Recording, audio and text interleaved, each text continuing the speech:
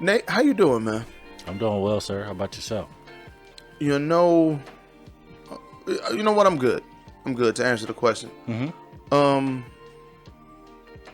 I've had an interesting week. Okay. Perspective. I didn't know what the word meant Okay. until recently.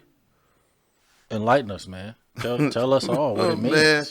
Okay, so what's the difference between parents and grandparents besides a generational gap in regards to grandchildren? Perspective. And ain't nothing else there. It ain't nothing else there. When you have perspective, it's amazing to me at how simplistic life then gets. Absolutely. And I've had some things that have happened to some people close to me over the last, I don't know, I want to say week, maybe two, since the last time we put something on wax. Okay. And brother, listen.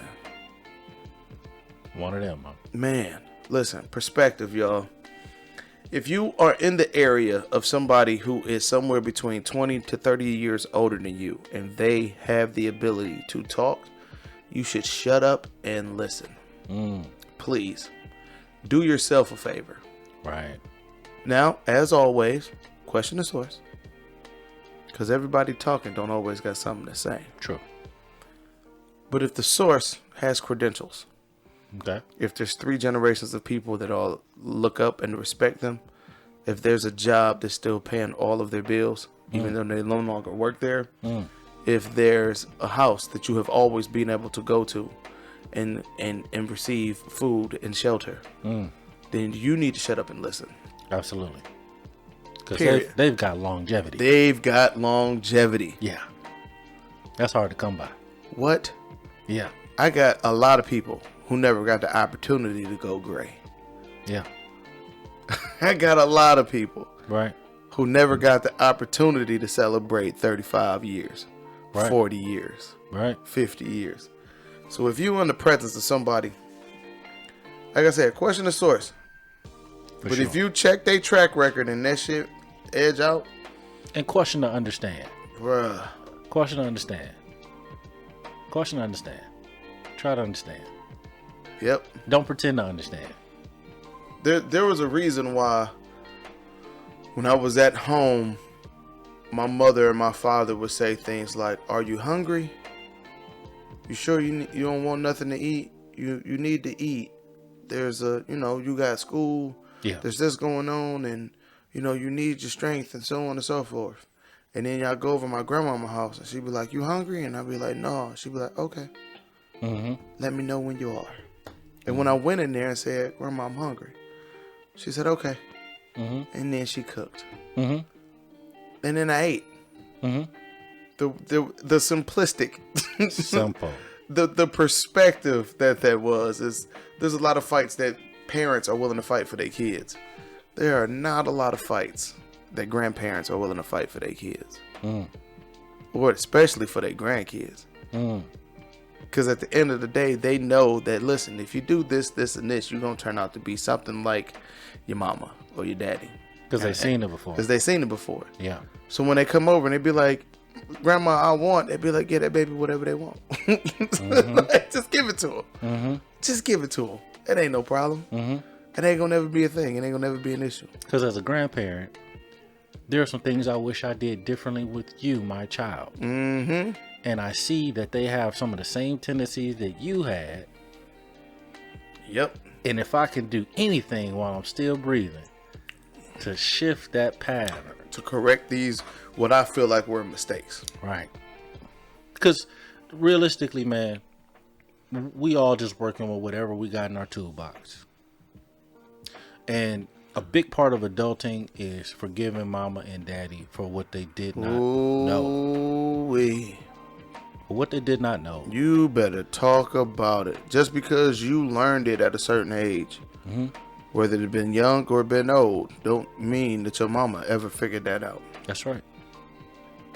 How old was your mama when she had you? That's rhetorical. Nobody needs to answer that. I'm talking to you, the listener. Yeah. How old was your mama when she had you? How old are you now? Mm-hmm. Do you think you in the position to be raising kids? Because she was. And think about how often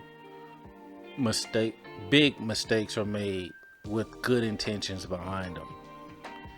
Some of the worst things that I've ever seen happen to people on a personal, like family relationship level, Right. were all done with the greatest of intentions. I don't know too many, especially in my family. We're just not that type of family. Yeah. But I've seen some people do some really fucked up shit Here's the trick, for the sake of, I thought this is what everybody wanted. Here's the trick, though. You can have great intentions and still make a decision from fear and lack. Elaborate on fear and lack for me, Nate. So I'm going to do X, Y, and Z because my parent did not get the opportunity to do X, Y, and Z. However, my family won't benefit from me doing X, Y, and Z. It's something that solely I want to do. And it could push my current family and my own household in a certain direction. But what's more important to me is that I get to do this thing. And then I block out all the cons that it could be for my household. Out of fear Of becoming mom and dad. Yep. Indeed. And so not being able to differentiate wants from needs. Because see, the deception comes in the wants. It's easy to deceive people when it comes to their wants. That's why with a lot of people, all you got to do is appeal to their self-interest and you can control them. You figure out what they want, and that's the point of control. Because oftentimes the wants are rooted in insecurities. Mm-hmm. Whereas the need is rooted in truth. And if I'm a person that runs from the truth, then I'll easily be seduced by anybody who appeals to my wants. Yep. By definition, I think that is what we classify a woman with daddy issues. Or mama issues. or mama issues. But yeah, this is why to bring it full circle, this is why it's important that you forgive your parents for the things that they did not know. Like my father never sat down and talked stocks with me. Mm-hmm. He didn't. All the knowledge that I have about stocks, bonds, ETFs, Roth IRAs and all of that type of stuff is all things that I learned and educated myself on. Right. It is not things that I was ever taught in any classroom or in any sort of formal setting, and never was sat down by any of my parents, cousins, family members, any of that nature. Right. And then I thought about it, like, why am I just not finding this out? Did they know? Mm. I can't be disappointed in somebody not teaching me something that they don't know. Exactly. All the stuff that they knew or know, I learned. They made sure I got all of that information. Right. So they did their job. Yep. You graduated from high school. They put down all the information that they had and brought to the table. That's right. I chose to expand my brand. I chose to broaden my horizons and find out what else I liked or what else I wanted to get into. Right. But, bruh. Right. And that's just all part of being an adult. That's it. Yeah, you listen. You gotta keep learning. If you ain't keeping it pushing, nobody in my family told me to be like them. Mm-hmm. Everybody in my family told me to be better than them. Right. Like do better than I did. Right. You're gonna have to come up with some new mistakes. I refuse for you to make the same mistakes I did. So Mm-hmm. I was grateful for that. But and again, just I'm looking back because of current circumstances and situations that like my family, and I remember my grandmother handling things a certain kind of way. And I remember my grandfather, God rest his soul, who was just different. Mm-hmm. And then I vividly remember conversations with Mom Dukes and Pops and all of that type of stuff. And it was just like, Right. yo, And now as a father who's been married, I could look back and be like, man, what in the hell? Like, they was saying it, but I mean, I heard them, Right. but I wasn't listening. It wasn't clicking. I wasn't listening. Like, it was a much different ball game when it comes to that type of stuff. So It's something special about the 30s, though. I think, especially for men, and men and women are totally different. And as far as he don't always mean that in a good way, neither ladies. But don't worry, there'll be more shows. But as far as we don't have the same window as women. So as men, it gets real interesting from 18 to about 35. It gets real interesting. A lot of decisions, especially in the 20s, a lot of messy stuff. And then, like, if you notice, you can't even be a president until you're 35. Until you're 35 years old. There's something about the mid 30s that your brain turns on and a switch is flipped, and you start to shift your perspective. There's a paradigm shift. I'm literally, like, I'm 36 years old, y'all, and I am shifting everything. Man. And I am shifting everything. And you look back at your old self and you're like, man, what the heck? When I had all of the energy and all of the strength and all of the time to be able to invest into the idea that I have now, I can't. Yeah. Because of a whole bunch of circumstances and situations. But it's like, bruh, I didn't have the perspective I have now. Right. At 36, at 22. Yeah. And I got a lot of things knocked off the list early. For sure. Early. For sure. I've been married it'll be 15 years in May. Yeah. So I was knocking some shit, like, down. Mm-hmm. Sorry, y'all. I think you learn to... My family's upstairs. They don't respect what we do. You learn to become more aware of risk and also how to mitigate risk. That part. You know, as part of that paradigm shift. Yep. And that's very important, man, because you start to really separate those wants and needs. And you start to learn that life is a lot easier when you focus on the needs. Because you get to have... And more rewarding. In ways that you couldn't even imagine. Responsible adulting is... Y'all don't understand how much fun it is. Man. Like, when you're doing it and doing it well. Yeah. Shout out to LL. There's not too many things that's more enjoyable. Exactly. It makes you secure and confident. I don't know if you're under the age 18 and you're listening to this or not. Like, you should be over 18 to hear this, right? I don't know. Board guy? Engineer? Oh, do we have a parental discretion advised? This is fun. No? Okay. It is what it is. This particular show is for those of you who know who John B is. But for sure. It's something about focusing on your needs, putting your needs over your wants that makes you confident, assertive, and even intelligent to make that choice. Yeah. Man. Bruh. Because I remember being especially in my early 20s, I thought if I wanted to make more money, I needed another job. I have one job. I need more money. I should get two. It just made logical sense. Yeah. I come from a hard-working, blue-collar family. For sure. That started. Now, my grandmother and all of my grandmother's siblings are all extremely well educated. My grandmother has a degree in early childhood education from the University of Kentucky. Okay. And she married a coal miner. Okay. And then this early childhood education major and this coal miner raised 3 kids during the civil rights era. They did it all successfully.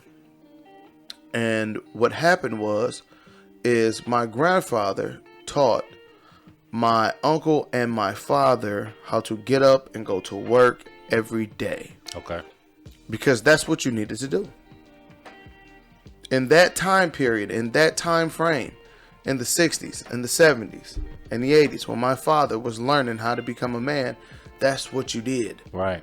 It took one income to maintain that entire household. Right. He earned enough money to where mom could stay at home and make sure that them kids didn't need nothing. For sure. And provide for everybody in the house. For sure.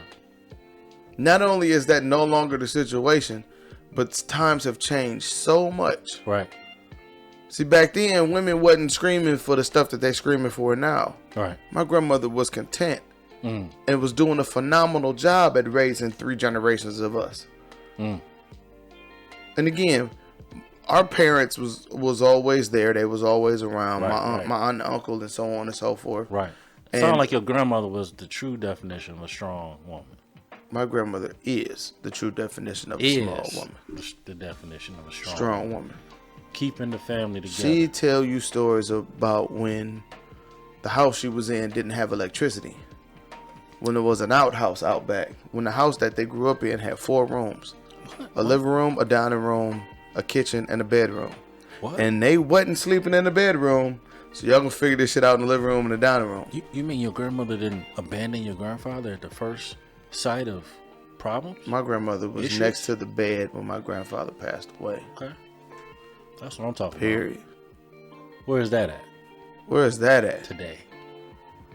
Where they do that at? Back then, apparently. It's hard to do it for somebody when you fully committed.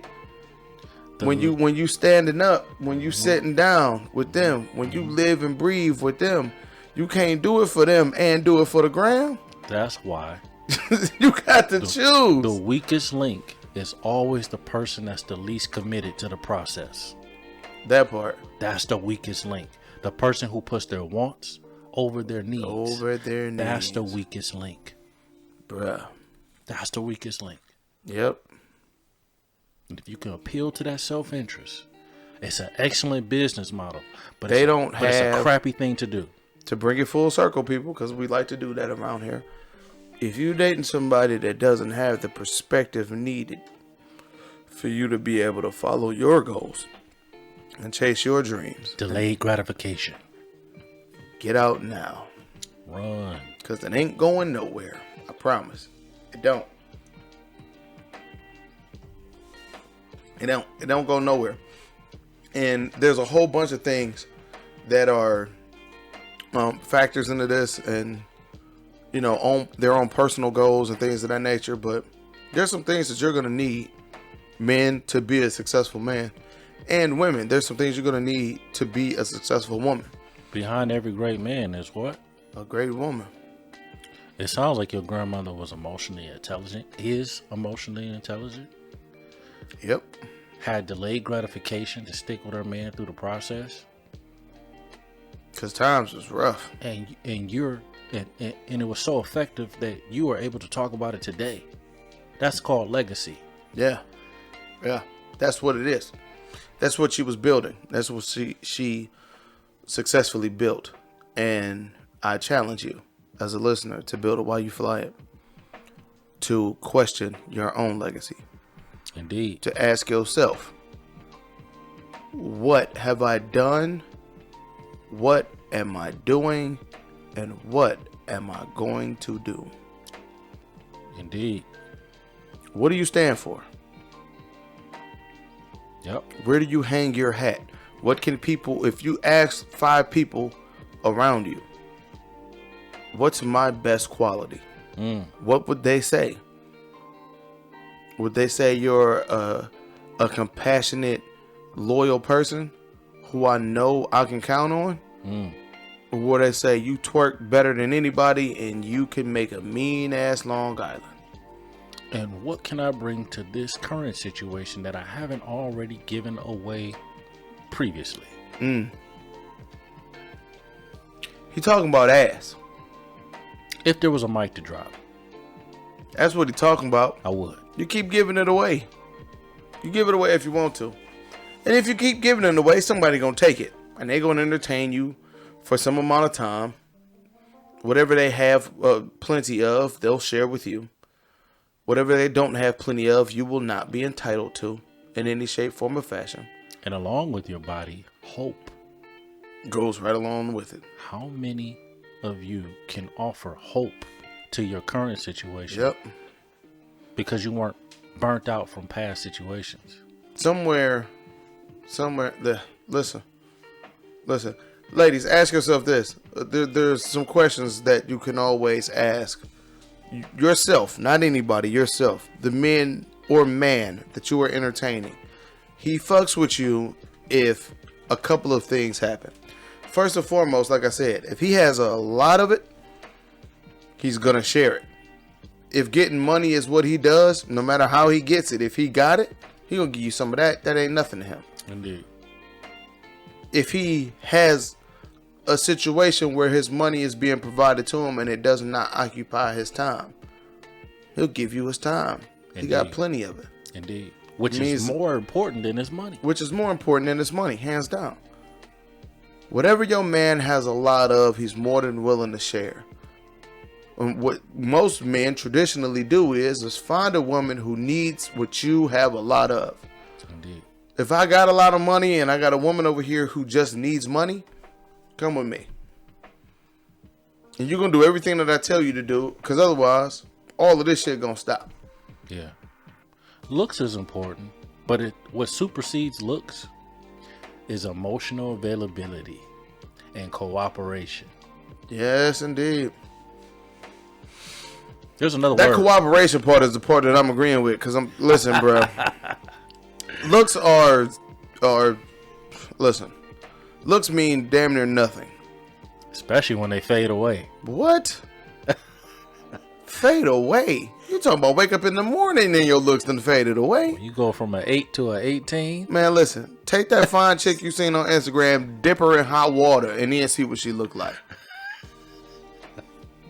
Then see what she look like. All you need. You remember what happened when you put water on a gremlin and they motherfuckers are shaking and shit and turned into, man, listen, bro.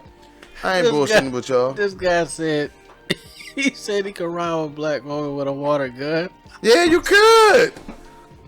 You could. You could rob black women with a water gun. Easily. All right. Get you a piece of duct tape on them Super Soaker 50s with the big tank on the top. Oh, no. Get you a piece of duct tape, stick it to the side of the tank, and write bleach on the tank. No. You can fill it with water. You ain't really got to put bleach in that motherfucker. Hilarious. Take that motherfucker, say bleach, and point it at a black woman. Hilarious. What?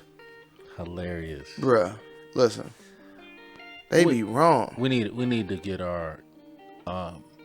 we love to talk about generational wealth in general. I hear people talk about that a lot. That's a huge buzzword. What, generational wealth? Yeah. Yeah. Or buzz phrase, should I say, because it's 2 words. But the number one thing that you need is family. And family, family is the number. Yeah. It's the key to generational anything.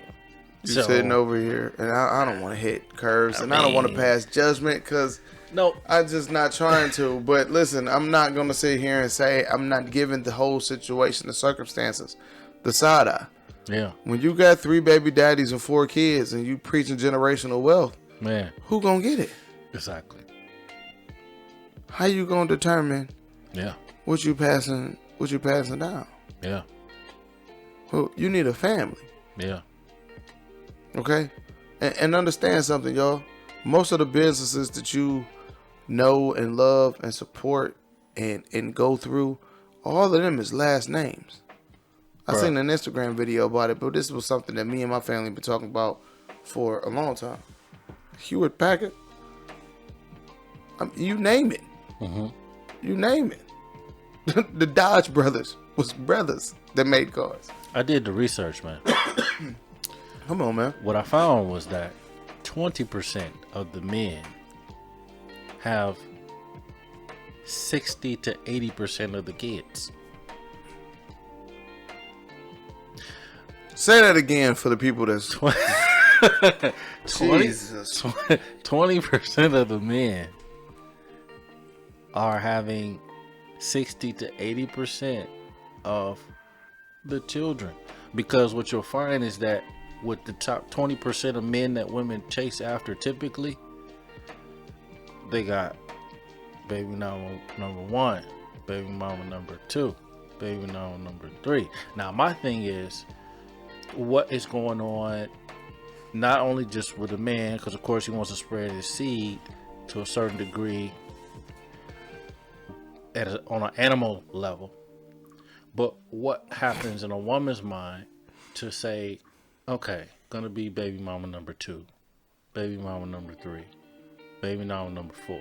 See, I don't think that's logically planned, or at least with my level of understanding and logic, I think you plan to have really good sex. And this is just a byproduct. Okay. Period. And I agree with that, because on a basic level, not everybody who lays down with someone wants to be parents with that person. Number one. Number two, what you often find is women are not allowing the men who have wisdom to pick their men for them. They go based off of a tingle and other things. And that's not anything to pick anybody with. That's not a real tool or filter to bring someone into your life for longevity with. You need more than a tingle, and you need more than he's nice or he makes me feel a certain kind of way. You need more than that. And the men who are wise in your family and or around you will be able to see things that you cannot see, ladies. So you need to learn to trust them. When your father says, "Nuh-uh, he ain't the one," he ain't the one. He's not it. He sees some shit that you know what's crazy is, and I swear to God, this is a true story. I started dating my wife when I was 18 years old. She was 28 with a 5-year-old. She had a 401k. I had a part-time job as a lifeguard at the local high school pool. Okay. When I met her uncle, who was Baywatch side of the game. Okay, go ahead. When I met her uncle, who was in his 40s, late 40s, early 50s at the time. Yeah, he was in his late 40s, early 50s at the time.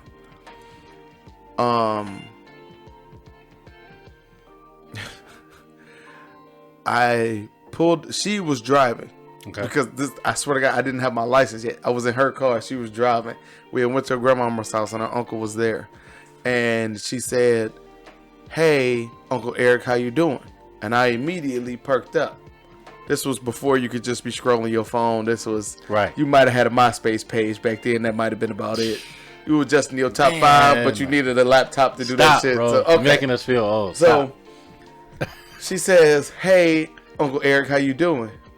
And I perk up and look back, and there's a man standing over by the back door of our house. We parked in the driveway. Right. And she said, "I want you to meet Brian. This is my boyfriend." I say, "Well, all right." Open the door, get out the car, walk around the car, look this man in the face. "How you doing?" Firm handshake. Right. You know, the weather, sports, Indeed. Go Browns, this type of stuff. We exchange pleasantries, if that's what you want to call it. Right. I get back in the car, and that was the first time I met him. And she stayed in the house. He had went in the house. I stayed outside because nobody invited me in, and you don't do that at Black folks' house. No. You come in when you get invited in. Till then, you're good. That's right. So, that's just how that happened. And she got in the car, and she just smiled. She looked at me and smiled, and she said, "My uncle said you was the first person that I ever brought around that made sure that when y'all met the first time, he got out the car and shook my hand." That's right. I've done nothing. Okay? That's right. I've yet to pay a bill. I've yet to commit to anything. Right. I've yet to provide emotional. I've yet to provide financial. Yep. I've yet to provide mental Yep. support in any shape, form, or fashion. That's right. But that man saw something that he had never seen before Yep. in anybody that she had brought around. That's right. And she got the go ahead. And she got the go ahead right then and there. Yep. The fact that she 3 or 4 years later, I was having a beer with him asking him, you know, can I take her hand in marriage and so on and so forth. But that's neither here nor there. The thing about it is it's a woman can never teach a man how to be a man. True that. That will always be a man's job. And most men know that, even when they boys. Because what happens is a lot of boys will run to a man for guidance. Right. It's just the man that's available, not always good guys.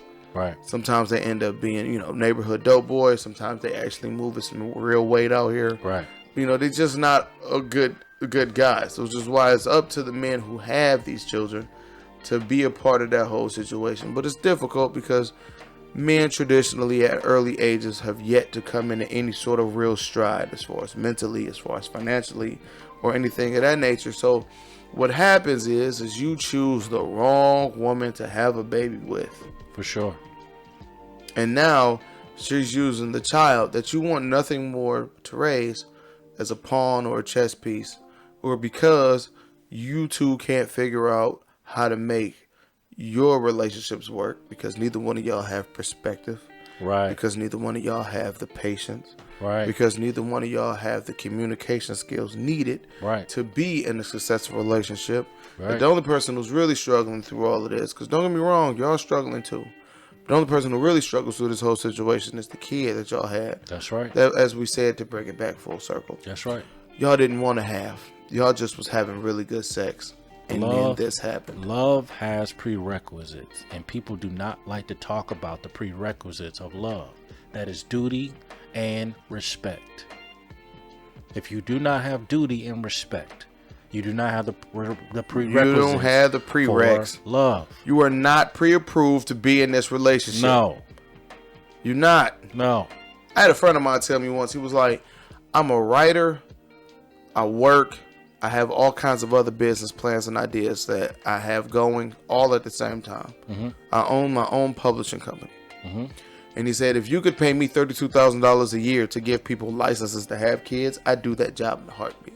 All day. And just figure out how to make $32,000 a year work. Mm-hmm. All day. All day. I was like, yeah. Listen. It's coming. Don, what we at on time? 44. Oh, Or yeah. flies when it's Flies. having fun. Flies. What a coinky day. We're building them while we're flying it. Yeah, we are. Especially if you know who John B is. Because that's what this episode is about. This episode is the John B episode. It's for you. When you title it, you title this one the John B episode. Oh, gosh. Ladies and gentlemen, that's you. Talking to you again. Email the show at BWYF@gmail.com. I cannot wait to hear from y'all. Yerp. Can't wait to hear from you. I learned that when you're doing radio and production and things, you talk to the individual. For sure. You don't talk to the masses. For sure. I can't wait to hear from you. BuildItWhileYouFly@gmail.com is the email. You clicked on the video, so you found us on YouTube. Mash that notifications bell. Like, subscribe, and share. Leave us many comments. And how you doing on Instagram? They'd be like, but you can't spell your name one letter at a time. You know that's just so they can have a whole bunch of comments, right? They don't really give a shit. Yeah. Because they figure if you fail, you'll just try to do it again. Right. Man, we can't wait to hear from you. Can't wait. Peace.